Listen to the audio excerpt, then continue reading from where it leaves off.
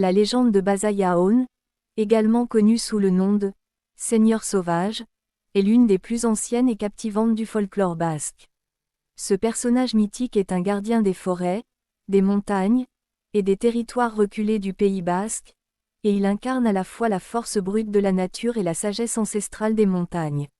Dans les récits populaires, Basayaon est souvent dépeint comme une créature massive et puissante, protecteur des animaux et des lieux sauvages, mais aussi comme un mentor pour les humains, leur enseignant des secrets anciens sur la culture, la métallurgie et l'agriculture. Il est l'un des personnages les plus importants de la mythologie basque, représentant l'essence même de la nature, à la fois cruel et généreux. Le Basayaon est généralement décrit comme une créature humanoïde, bien que de taille gigantesque, avec des traits qui évoquent à la fois l'homme et la bête. Il est souvent représenté comme un géant ou un homme sauvage, recouvert de poils épais et longs, qui le protègent des rigueurs de la montagne. Ses cheveux sont longs et emmêlés, et sa barbe, tout aussi fournie, lui donne un aspect sauvage et indompté. Sa force est prodigieuse, et il est capable de déraciner des arbres ou de déplacer des rochers avec facilité. Ses yeux brillent d'une lueur perçante, rappelant sa nature vigilante et sa connexion profonde avec les éléments. Le nom Basayaon se traduit littéralement par « Seigneur sauvage », ce qui reflète parfaitement son statut de maître des territoires non cultivés, des forêts et des montagnes. Son apparence imposante et intimidante cache cependant une intelligence aiguë, et il possède une connaissance profonde de la nature et des pratiques ancestrales. Basayaon vit dans les montagnes, dans des grottes isolées ou dans les forêts épaisses du Pays basque, notamment dans les Pyrénées. Les endroits où il réside sont souvent difficiles d'accès pour les humains, et ces lieux sont considérés comme sacrés ou dangereux par les habitants locaux. Les grottes où il habite sont souvent situées dans des zones reculées, loin des villages et des fermes. Ces cavernes sont imprégnées de mystères et de légendes, car elles abritent non seulement Basayaon, mais aussi parfois des trésors ou des objets magiques. Il est dit que Basayaon veille sur la forêt et ses créatures, protégeant les animaux sauvages et les arbres contre les intrus ou ceux qui exploiteraient la nature de manière irresponsable. Il est également lié à la protection des troupeaux des bergers, veillant à ce que les loups et les prédateurs ne s'attaquent pas aux moutons, tant que les bergers respectent la nature et les règles imposées par Basayaon. Basayaon est doté de capacités surnaturelles qui font de lui un être puissant et redouté. En tant que seigneur de la nature, il contrôle de nombreux aspects de l'environnement, notamment le climat, les tempêtes, et la croissance des plantes. Il est capable d'influencer les conditions météorologiques, provoquant des tempêtes violentes pour éloigner les intrus ou, au contraire, apportant des conditions favorables pour les bergers et les agriculteurs qu'il favorise. Dans certaines légendes, Basayaon est aussi lié aux cours d'eau et aux rivières, qu'il protège des assèchements et des pollutions. Un des pouvoirs les plus fascinants de Basayaon est sa capacité à communiquer avec les animaux. Il parle leur langage et les comprend mieux que quiconque.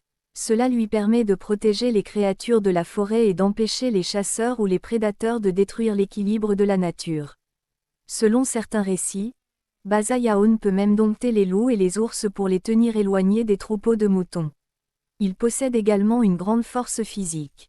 Les récits folkloriques décrivent soulevant des pierres énormes, creusant des cavernes, ou façonnant le paysage avec ses mains. Cette puissance symbolise non seulement son contrôle sur le monde naturel, mais aussi sa capacité à modifier et à façonner les éléments selon sa volonté. L'un des aspects les plus importants de la légende de Basayaon est son rôle de protecteur des bergers et de leurs troupeaux. Les bergers basques ont toujours eu une relation spéciale avec Basayaon, car ils dépendaient de sa bienveillance pour protéger leurs moutons des prédateurs et assurer des pâturages fertiles. Les montagnes et les pâturages isolés étaient souvent des endroits dangereux, mais ceux qui savaient honorer et respecter Basayaon recevaient sa protection. Il est dit que Basayaon connaissait les endroits où les loups et les ours se cachaient, et qu'il pouvait détourner ses prédateurs des troupeaux. Parfois, il avertissait les bergers de l'arrivée d'une tempête ou des attaques imminentes de prédateurs par un cri puissant ou un sifflement.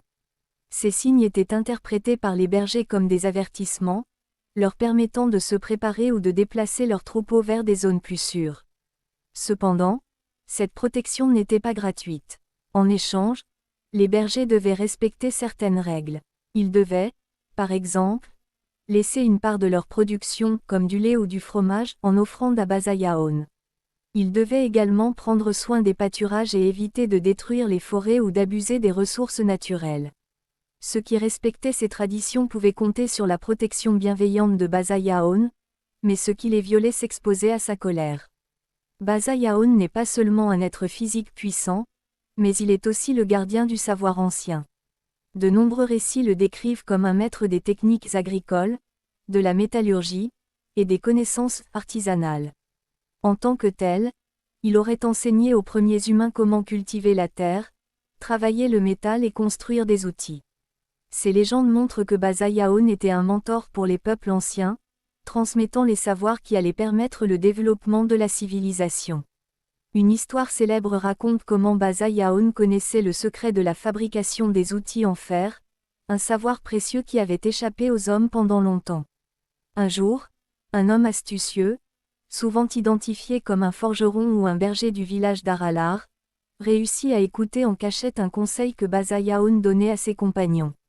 Grâce à cette astuce, il découvrit le secret de la métallurgie et put ainsi forger des outils en fer pour la première fois. Cet événement marqua le début de la connaissance humaine dans ce domaine, mais il est aussi vu comme un vol de savoir, car Basayaon n'avait pas donné cette information de son plein gré. Dans une autre légende, Basayaon enseigna aux hommes les cycles de la nature, leur apprenant quand semer et récolter, et comment reconnaître les signes avant-coureurs des tempêtes ou des périodes de sécheresse. Il possédait une connaissance intuitive du rythme de la terre, ce qui le rendait non seulement puissant, mais aussi sage. Dans certaines versions des légendes basques, Basayaon est associé à Mari, la déesse des montagnes et des éléments. Mari et Basayaon sont parfois considérés comme des partenaires ou des alliés, travaillant ensemble pour préserver l'équilibre de la nature.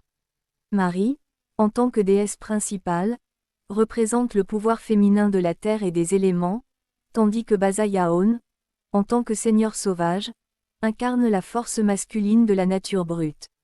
Leur association symbolise l'équilibre entre les forces créatrices et destructrices de la nature.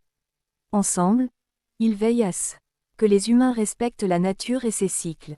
Ceux qui suivent leurs règles peuvent vivre en harmonie avec la terre, mais ceux qui les défient risquent de subir de terribles conséquences, comme des tempêtes, des maladies ou la perte de leurs récoltes.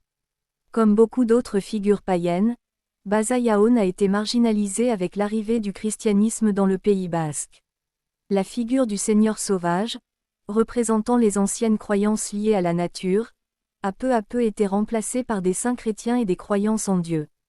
Les anciennes pratiques païennes liées à Basayaon, comme les offrandes dans les montagnes ou les grottes, ont été interdites, et certains récits ont commencé à le dépeindre comme un être démoniaque.